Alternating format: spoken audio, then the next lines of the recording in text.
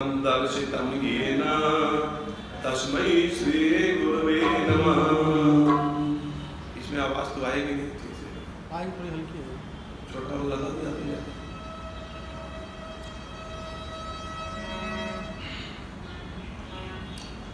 ओम जनक सुता जग जननी जानकी अतिशय प्रिय करुणा निदान की ताके युग पद कमल मनाओ जासु कृपा निरमल पाओ जासु कृपा निरमल पाओ।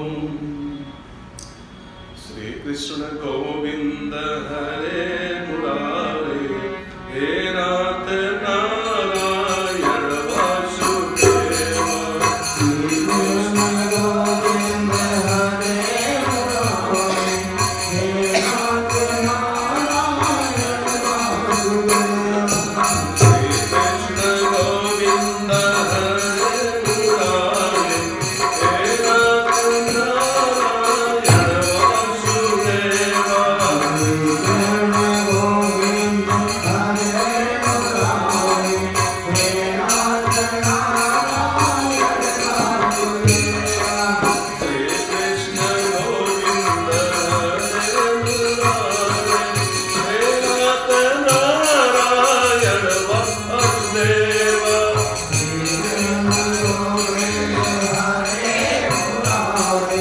हे नाथ नारायण वासुदेव।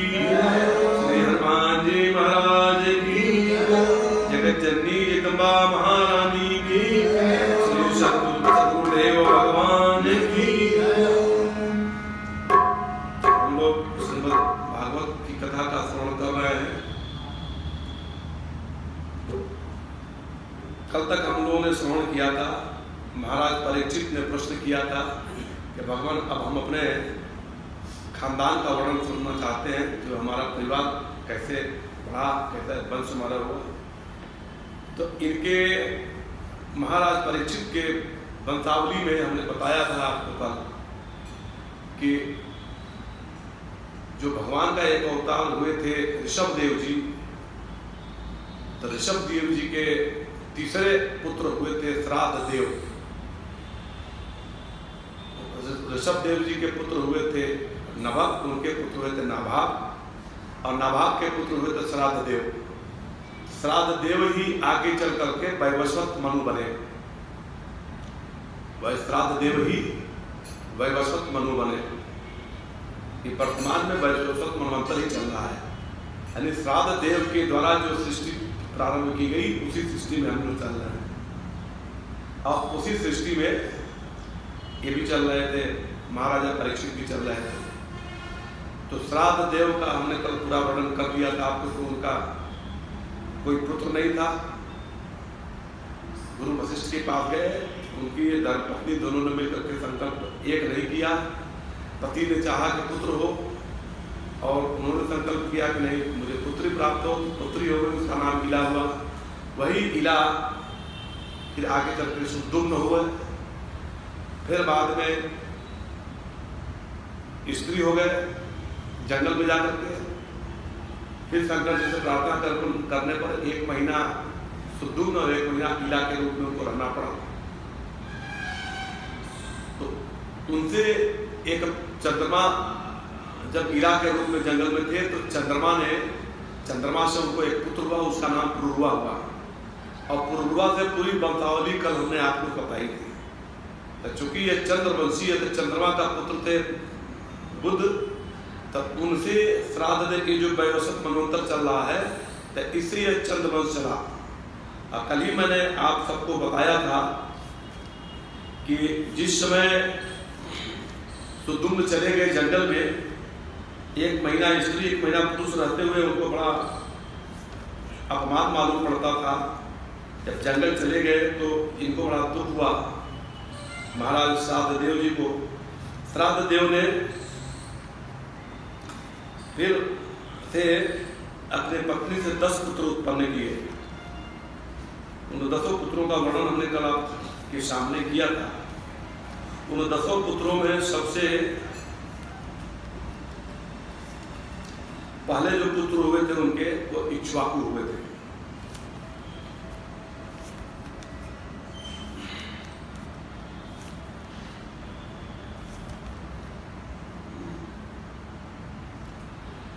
तो श्राद्ध देव ही वैवस्वत मनु हुए। वैवस्वत नाम पड़ा क्योंकि विवस्वान सूर्य के पुत्र थे। विवस्वान सूर्य के पुत्र थे इसलिए वैवस्वत पड़े थे। इसलिए वो वंश कौन सा हुआ? सूर्य वंश हुआ। लेकिन उनका पुत्र जो सुदुम्न था वो जब जंगल में जाके स्त्री हो गया था तो उसको चंद्रमा के पुत्र बुध के द्वारा उससे एक पुत्र उत्पन्न किया गया पुरुरवा। और वहां से उन्हीं की कन्या से इला नामक कन्या से चंद्रवंश बन गया। और फिर जब उसी वैवस्वत मनु ने यानी श्राद्ध देव ने फिर 10 पुत्र उत्पन्न किया तो उसमें सबसे पुत्र थे इक्ष्वाकु, दूसरे थे नृप, मैंने आपको बताया था कल, तीसरे थे शर्याति, चौथे दृष्ट, 5वें दृष्ट, 6वें करुष, 7वें नरिष्यंत, 8वें पृषद्र, 9वें नभक और 10वें कवि हुए थे। तो यह जो श्राद्ध देव के सीधे पुत्र हुए, जो पुरुरवा हुआ वो तो एक तरह से उनकी कन्या का पुत्र हुआ, वो चंद्रवंशी हो गए। और श्राद्ध देव ने वैवस्वत मनु के सीधे पुत्र जो हुए, तो सीधे पुत्र जो उनके हुए उन पुत्रों को तो वे चंद्रवंशी वो सूर्यवंशी कहे गए। इस तरह से इक्ष्वाकु वंश जो प्रारंभ हुआ वो भी वैवस्वत मनु के ही पुत्र हुए, तो उनसे सूर्यवंश की उत्पत्ति हुई। इक्ष्वाकु वंश से महाराजा राम जी का संबंध बनता है। उसी इक्ष्वाकु वंश में राम जी पैदा हुए थे। वैवस्वत मनु के पुत्र हुए इक्ष्वाकु। अब वैवस्वत मनु जो थे विवस्वान सूर्य के पुत्र थे, तो इसलिए सूर्यवंशी को उनके पिता पुत्र करते हुए यहाँ तक सूर्यवंश की परंपरा आई। अब वह जो दूसरा परंपरा हमने पुरुरवा का बताया था कल, उसमें उनकी पुत्री इला बुध से पुत्र उत्पन्न हुआ, तो इसलिए वह चंद्रवंश बन गया। यानी एक ही राजा से ये दोनों वंश का विस्तार हुआ। एक उनकी पुत्री के कारण ये चंद्रवंश प्रारंभ हुआ और पुत्र के कारण सूर्यवंश प्रारंभ हुआ। सूर्यवंश का संबंध जो है महाराजा राम जी से है, जो सबके आराध्य देव परमात्मा है। और चंद्रवंश का संबंध कालांतर में आगे चलकर चंद्रवंश के ही महाराजा परीक्षित हुए और उसी चंद्रवंश में अलग अलग राजा बनते चले गए। उसी में विष्णुवंशी राजघराना अलग हो गया। उस राजघराने में ही आकर के आगे चल के वसुदेव और देवकी बनते हैं और उसमें भगवान कृष्ण जन्म लेते हैं। इसलिए भगवान कृष्ण का जन्म जो है चंद्रवंश में हुआ, भगवान राम का जन्म सूर्यवंश में हुआ। तो इस तरह से ये दोनों कथाएं हम लोगों के सामने आती हैं। अब उन्होंने कहा कि भगवान आपने इतना जो वर्णन किया सूर्यवंश और चंद्रवंश का, तो चंद्रवंश का तो अपना पूरा विस्तार से बताया कि पूर्वा से वो परंपरा कैसे चली, लेकिन हम चाहते हैं कि हम सुनना चाहते हैं कि जो इक्ष्वाकु वंश बना, जो सूर्य वंश हुआ, मैं सुनता हूँ कि राम बड़े प्रतापी राजा हुए थे त्रेता युग में, और रावण जैसे बहुत बड़े महाबली को मार डाला था उन्होंने, जो अजेय था। तो मैं उनकी वंश परंपरा सुनना चाहता हूँ। कहा राजन आपने बहुत अच्छा प्रश्न किया है, हम आपको इक्ष्वाकु वंश की परंपरा का वर्णन करते हैं। कहा राजा श्राद्ध देव जो वैवस्वत मनु हुए, उनके पुत्रों में से सबसे बड़े इक्ष्वाकु हुए। इक्ष्वाकु के पुत्र हुए विकुक्षी, लिखने की जरूरत नहीं है, इस वाला बहुत लंबा लिस्ट है तो लिख लेना बाद में। और विकुक्षी के पुत्र हुए पुरंजय, पुरंजय नाम का राजा, पुरंजय की कथा भी इस भागवत में आती है। पुरंजय बहुत बहुत प्रतापी राजा हुए थे। पुरंजय के पुत्र हुए थे अनैन, उनके पुत्र हुए थे पृथु। पृथु का वर्णन हमने आपको बताया था कि भगवान के जो 24 अवतार है उसमें से पृथु भी एक अवतार हुए थे। पृथु के पुत्र हुए थे विश्वरंध्र, और विश्वरंध्र के पुत्र हुए थे चंद्र। चंद्र के पुत्र हुए थे जुवनाश्व, जुवनाश्व के पुत्र हुए थे साबस्त, और साबस्त के पुत्र हुए थे बृहदस्व। बृहदस्व के पुत्र हुए थे कुबलयाश्व, उनके पुत्र हुए दृढ़ाश्व, उनके पुत्र हुए हर्यश्व, उनके पुत्र हुए निकुंभ, उनके पुत्र हुए बरहणाश्व, उनके पुत्र हुए किशाश्व, और उनके पुत्र हुए सेनजित, उनके पुत्र हुए युवनाश, उनके पुत्र हुए मानधाता। महाराजा मानधाता का नाम आप सब लोग बहुत सुनते हैं, और जो लोग ओंकारेश्वर गए होंगे उस पूरे इलाके को मानधाता क्षेत्र कहा जाता है। मानधाता ने ही वहाँ तपस्या करके भगवान शंकर को प्रसन्न किया था, ओंकारेश्वर भगवान को वहाँ पे प्रसन्न किया था। तभी से उस पर्वत का नाम वो जो है वो ओंकार पर्वत पड़ा, और वहीं पे भगवान शंकर प्रकट हुए थे। उनके पुत्र हुए अम्बरीश। अम्बरीश को भी आप लोग नाम सुने होंगे, अम्बरीश की कथा आती है, आज कथा आएगी अम्बरीश की। अम्बरीश बहुत भगवान के बहुत परम भक्त राजा हुए। उनके पुत्र हुए यौवनाश, उनके पुत्र हुए हरित, उनके पुत्र हुए पुरकुत्स, उनके पुत्र हुए त्रिसदस्यु, और उनके पुत्र हुए अनरण्य, उनके पुत्र हुए हर्यश्व, उनके पुत्र हुए अरुण, उनके पुत्र हुए त्रिबंधन, और उनके पुत्र हुए त्रिशंकु। त्रिशंकु का नाम आप लोग सुने होंगे, त्रिशंकु की कथा भी आज आएगी। उनके पुत्र हुए हरिश्चंद्र, हरिश्चंद्र को तो सब लोग जानते हैं, बहुत बड़े दानी के रूप उनका। हरिश्चंद्र के पुत्र हुए रोहित, रोहिताश्व, उनके पुत्र हुए हरित, उनके पुत्र हुए चंप, और चंप के पुत्र हुए सुदेव, सुदेव के पुत्र हुए विजय। अब जरा विचार करिए कि ये अयोध्या जो राजधानी, ये अयोध्या ही राजधानी नहीं थी इस सूर्यवंशियों की। कभी जो है उनकी राजधानी ओंकारेश्वर थी, कभी उनकी राजधानी जो है इधर अमरावती में थी, कभी उनकी राजधानी मध्य प्रदेश में थी, कभी हैदराबाद की तरफ उनकी राजधानी थी। बार बार जो अलग अलग राजा अपना अपना राजधानी अलग अलग बनाते गए। उनके पुत्र हुए सुदेव, उनके पुत्र हुए विजय, विजय के पुत्र हुए भरुक, भरुक के पुत्र हुए ब्रिक, ब्रिक के पुत्र हुए बाहुक, और बाहुक के पुत्र हुए महाराजा सगर। महाराजा सगर जिनको आप जानते हैं कि महाराजा सगर यज्ञ कर रहे थे, और यज्ञ में उन्होंने घोड़ा छोड़ दिया। इंद्र ने सोचा कि अगर ये यज्ञ कर लेगा या सगर तो अब इंद्र बन जाएगा, तो उसने क्या किया, घोड़ा चुरा करके ले जा करके और बंगाल की खाड़ी में जहाँ क्या बोलते हो, जहाँ गंगा सागर क्षेत्र, वहाँ पे ले आके घोड़े को वहाँ पे ऋषि तपस्या करते वहाँ बांध दिया इंद्र, और अपने गायब हो गया। इनके 60,000 पुत्र थे। 60,000 पुत्र खोजते खोजते वहाँ गए, देखे कह रहे तो ऋषि बहुत बदमाश है, हमारे घोड़े को बांध रखा है, कहा घोड़ा छोड़ दो। इसलिए ऋषि ने जैसे ही आँख खोला, सब के सब जल के वहीं भस्म हो गए। उसके बाद राजा सगर गए, उन्होंने कहा कि महाराज आपने बड़ा ऐसा कर दिया, तो मेरे पुत्र थे। अब राज चूँकि ऋषि का भी कोई दोष था नहीं उसमें, घोड़ा बांधने में, राजा ने बड़ा क्षमा याचना किया। ऋषि ने कहा कि देखो राजन, अब तो मैंने श्राप दे दिया, लेकिन तुम्हारे पुत्रों का उद्धार तभी होगा जब यहाँ पे गंगा जी आएंगी और गंगा जी आकर के यहाँ पे इसको जल प्लावित करेंगी, तभी तुम्हारे ये पुत्र जो है फिर से मोक्ष को प्राप्त कर लेंगे। करें उस महाराजा सगर तो अपने काल में नहीं कर पाए, गंगा जी को नहीं ला पाए। उनके पुत्र हुए असमंजस, उन्होंने भी बड़ा प्रयास किया लेकिन गंगा जी अवतरित नहीं हुई। उनके पुत्र हुए महाराजा अंशुमान, उन्होंने भी बहुत प्रयास किया लेकिन गंगा जी पृथ्वी पर नहीं आ पाए। अंशुमान के पुत्र हुए महाराजा दिलीप, दिलीप ने भी बहुत किया, उनको कोई पुत्र नहीं होता था। तो महाराजा दिलीप को वो गए अपने गुरु वशिष्ठ के पास कि गुरु जी हमको पुत्र नहीं हो रहा है। कहा कि ठीक है, ले जाओ मेरी गाय चराओ, तुमको पुत्र हो जाएगा। तो इतना प्रतापी राजा वशिष्ठ गुरु जी का कामधेनु जो गाय उनकी थी उस गाय को चराते थे। ऐसे चराते थे कि गाय को एक मच्छर न उसके ऊपर बैठ जाए। गाय की चारों तरफ 24 घंटा उसके साथ लगे रहते थे, हमेशा उसको हाँकते रहते थे, सहलाते रहते थे। हरी हरी घास जहाँ रहती थी वहाँ गाय को लेकर खिलाते रहते थे। बहुत सेवा किया गौ माता की। तो गौ ने सोचा कि भाई इसको पुत्र तो है नहीं, ये पुत्र चाहता है इसलिए मेरी सेवा कर रहा है, थोड़ा इसकी परीक्षा लूँ।